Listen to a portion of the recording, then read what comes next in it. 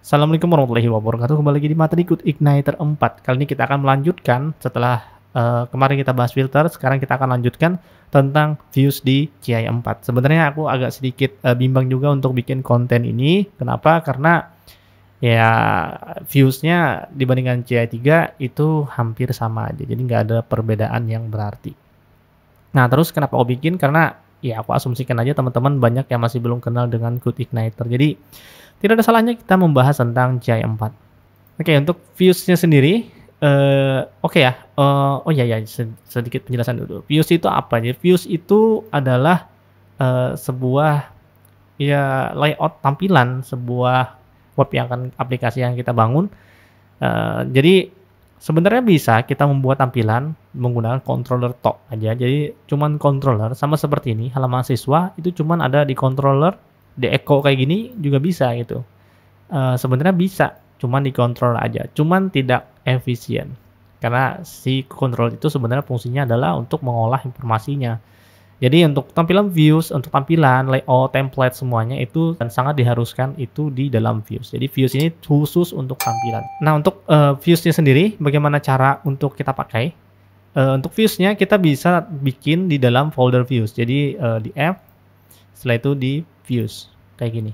Nanti kalian bikin aja views baru. Di sini kita akan contoh untuk halaman siswa ya. Nah, halaman siswa kita bikin di views, setelah itu new file, siswa view. Nah, untuk nama filenya sendiri itu bebas terserah kalian. Seenaknya aja lah. Kalau aku biasanya aku tambah di belakangnya view. Nah, setelah itu di bagian siswa ini kita cut aja untuk ininya. Kita paste di sini. Nah, views di siswa views ini tampilannya PHP. Cuman karena dia bebas bisa kita ketik menjadi HTML biasa kayak gini. Atau kita bisa HTML kayak gini, HTML5. Setelah itu di sini bodinya tambahkan H1. Nah, bisa kayak gini. Jadi tampilannya cuma tampilan web seperti ini aja, bebas. Setelah itu refresh. Nggak ada apa-apa jadi kontrol karena kita belum panggil. Jadi di sini kita create-nya sama seperti ini. Nah, untuk menampilkannya di sini displaying a view-nya kita bisa menggunakan echo. Setelah itu nama dari view yang kita buat. Nah, untuk nama view-nya di sini kita bisa pakai echo. Setelah itu view. Setelah itu kita panggil nama view-nya, siswa view. Sudah, kayak gitu aja. Nanti otomatis dia akan tampil. Nah, seperti itu. Kalau di CI 3 itu kita manggilnya load view ya. Cuman kayak gitu aja sih. Nah, sekarang di CI 4 cukup seperti ini. Dan kalian juga bisa menggunakan return kalau mau panggilnya. Jadi bebas terserah kalian, intinya sama aja sih. Sudah kayak gitu aja untuk CI sekali ini. Ya enggak lah, kita tambah sedikit lagi ya. Karena memang pada intinya CI itu cuman kayak gitu sih. Nah, di sini juga kalian bisa untuk bikin layout juga seperti ini. Kalian mau gabung-gabung file, gabung-gabung view juga bisa. Misalnya di sini ada siswa view, error view ya. Kita mau pakai error view di atasnya, bisa echo view, kita error view di atas. Setelah itu refresh. Nah, bisa juga kayak gitu. Jadi dia bisa tumpang tindih antara halaman-halaman yang memang kita perlukan. Jadi bisa seperti itu. Jadi bisa beberapa view untuk kita load di dalam sebuah controller. Dan juga kita bisa load si error view ini di dalam view-nya sendiri. Jadi caranya ini cut. Jadi siswa view. Nanti di sini kita tambahkan, ini bukan. Di siswa view kalian bisa langsung aja echo view error view.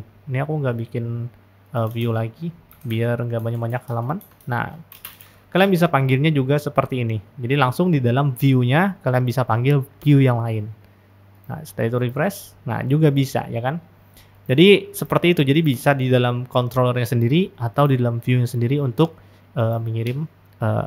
mengambil view yang lain. Jadi bisa berbagai macam cara.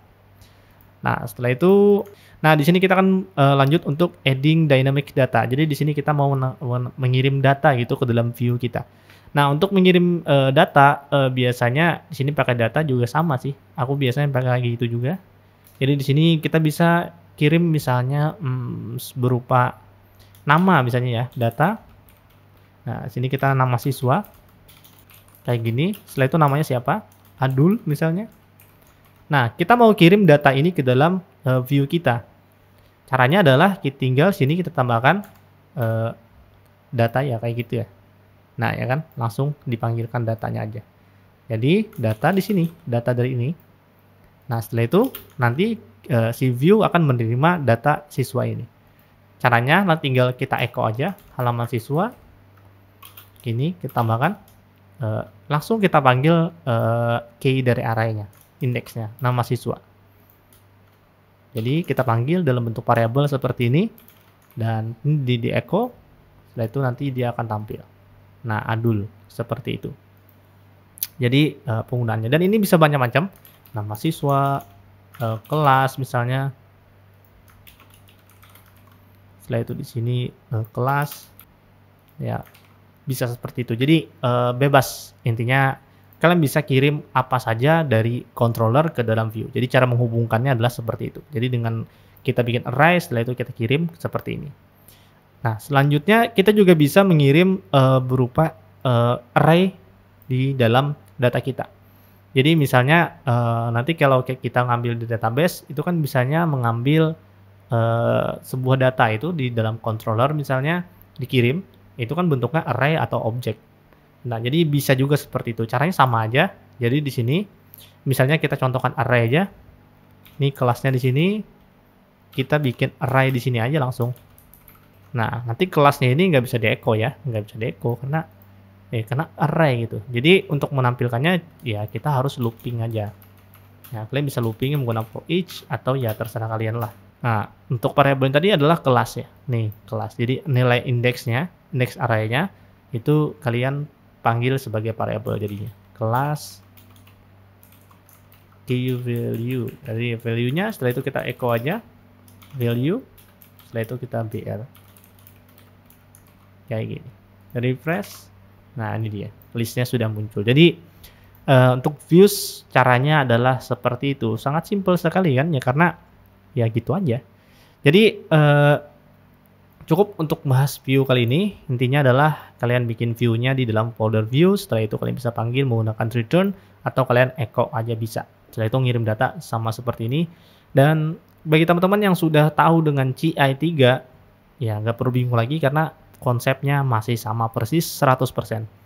Yang berbeda mungkin, yang berbeda mungkin adalah di bagian kita mau buffer dulu. Jadi di sini ada mana ya? Oh, ini dia. Nih, kita bisa buffer dulu. Jadi kita bisa nyimpan views-nya dalam bentuk variabel. Jadi misalnya kita di sini PDF. Biasanya kalau ketika aku mau bikin PDF, ini pasti kepakai. Jadi data di sini kalau di CI3 dulu, di sini kita langsung tambahkan true. Nah, sekarang enggak, harus ditambahkan save data true. Nanti PDF-nya nggak muncul ya. Pasti itu nggak muncul. Nah, jadi kita bisa panggil nanti PDF-nya dengan echo seperti ini. Karena dia sudah disimpan dalam bentuk variabel PDF. Nah, biasanya kalau mau bikin PDF seperti ini sih kalau aku. Nah, gitu aja sih tambahannya. Kalau true-nya cuma kayak gini. Dan sisanya sini aku tidak akan jelaskan. Banyak lagi kalian bisa cek aja di dalam user guide-nya si CodeIgniter. Oke, sekian video kali ini. Semoga bermanfaat. Like kalau kalian suka dan dislike aja kalau kalian tidak suka. Kita akan bertemu lagi di video selanjutnya. Assalamualaikum warahmatullahi wabarakatuh.